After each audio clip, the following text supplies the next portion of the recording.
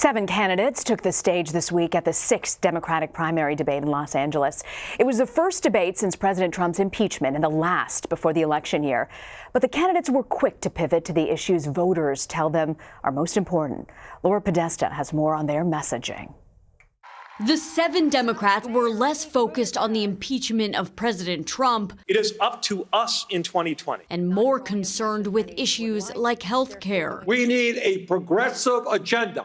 Medicare for all. And I think that we should build on the Affordable Care Act. They also spoke about climate change. It's a crisis we have to deal with, but it's also our greatest opportunity. Former Vice President Joe Biden says he'd still reach across the aisle despite being a GOP target. If anyone has reason to be angry with the Republicans and not want to cooperate, it's me, the way they've attacked me and my son and my family. Candidates also promoted their electability. I think the best way to do it is by putting someone at the top of the ticket who's from the Midwest. Try putting together a coalition to bring you back to office with 80% of the vote as a gay dude in Mike Pence's Indiana. The 3 oldest candidates brushed off questions about age. I'd also be the youngest woman ever inaugurated.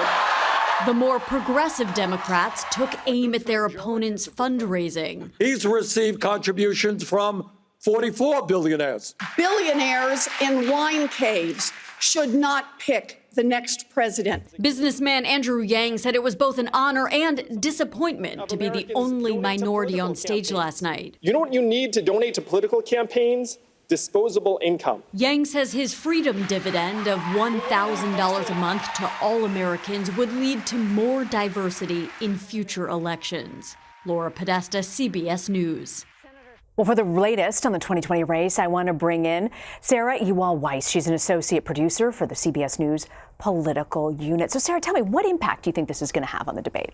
It's hard to see what impact it'll have on the polling numbers. If you look at the debates, they started in June. Before the debates, we had all those polls that showed Vice President Joe Biden at the top and then Bernie Sanders right behind them. Yeah. We're now in December. There's been 6 debates, and the polling that's come out recently this week has shown the same thing. What the debate has done, though, is helped candidates when it comes to fundraising. And we knew that in the first 24 hours after the most recent debate. Bernie Sanders released numbers saying his campaign raised more than $1 million after the debate. This is not a surprise for Bernie Sanders. He has a huge grassroots movement going on. And after multiple debates, he's been able to raise funds like this. A candidate who was a bit more of a surprise was Senator Amy Klobuchar. Yeah. She has come nowhere close to fundraising the same numbers as Bernie Sanders, but by last night, she had also raised more than $1 million in online donations. That slowly ticked up throughout the day. In the morning, it was at 500,000. By the mid-afternoon, it was at 800,000, and then she hit $1 million and was celebrating that last night in Iowa. Another candidate who's been very interesting to keep an eye on is Andrew Yang. Of course, Andrew Yang was a bit of a surprise candidate to be on the debate stage, but he's kept qualifying so far. And his campaign announced that they raised $750,000 after the debate from 20,000 donations. Wow. And it's interesting because he has a huge group of supporters online. They're known as the Yang Gang. So there's something to keep an eye on that has really propelled him forward. This will be something that's interesting to watch as the quarter closes at the end of the year. Candidates really need these fundraising numbers to head into the new year and hit the ground running ahead of these early contests. Yeah, Yang has been so fascinating. I mean, if you think about it, a year ago, most people didn't even know his name, and you see he's hanging up there with folks with such Democratic name recognition. But I do want to ask you about January's debate in Iowa.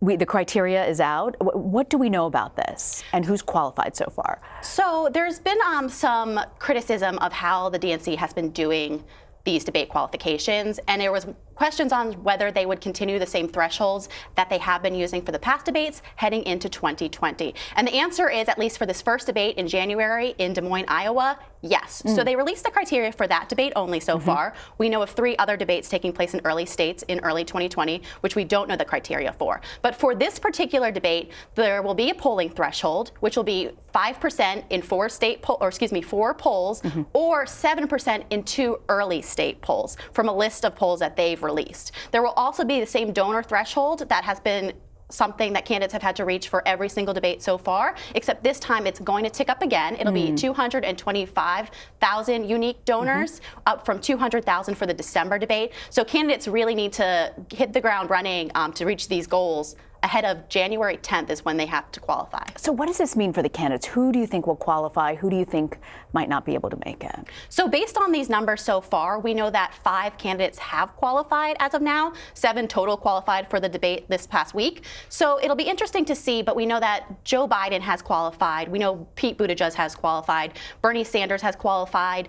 Elizabeth Warren has qualified. And interestingly, Amy Klobuchar's campaign also confirmed yesterday that she had qualified. She is one of the candidates who hasn't been so quick to qualify for past debates, which shows a bit more momentum in her camp moving forward right now.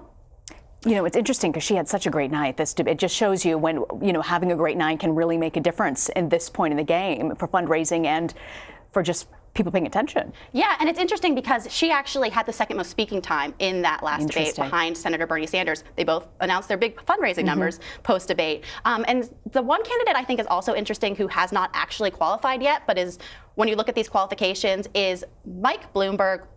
Came into the race very late, but he's actually met the polling qualification to participate in January. However, he will not be on that stage because he's not going to meet the donor threshold. And that's because he said he will not take donations. He can self-fund his campaign. He's already spent more than $100 million on advertising for his race. So he's someone that made the polling but won't be on the stage. Someone else to keep an eye on, though, is Andrew Yang, who has the donor threshold. He has 350,000 donors, as I mentioned. So he just needs the polling to qualify for January. So there are candidates that could still make the debate stage moving forward. You know, what's interesting is this week candidates banded together and wrote a letter to the DNC saying that they want to change these rules to allow more people on the stage, particularly after there was a diversity issue, Andrew Yang being the only person of color on stage. Do you think the DNC will hear what is it exactly that they want changed? And could that mean that Michael Bloomberg gets in too? It really remains to be seen. They wanted the thresholds changed for the debates moving forward. And they sent this letter before these most recent qualifications were released, which means the DNC did not adhere to what they were asking for. And it was 9 candidates, including some top tier candidates, who signed on to this letter. They said that the qualifications were unnecessary and had widowed the field for the debate stage before voters really had a chance to hear, or they had a chance to hear from the voters in these early contests. So they did not listen to that letter for the first debate. Like I said, we don't know what'll be the qualifications for the debate later in New Hampshire. There's also a debate in Nevada, and then CBS will be hosting one in South Carolina in February. So those qualifications have not been released. It could change. It's hard to say how they'll handle this because if they drop the donor threshold, I'm sure they'll face criticism saying, well, they did it to let Mike Bloomberg on the stage. But if they drop the polling threshold, it'll keep Mike Bloomberg off the stage. And like, why do one or the other? So they might have to just like rewrite it. Otherwise, they'll just keep going up potentially. Not an easy decision you just laid out for us. Exactly. Great work on the campaign trail. Enjoy reading your stuff. Thank you. Sarah Ewall-Wice, thank you for joining us.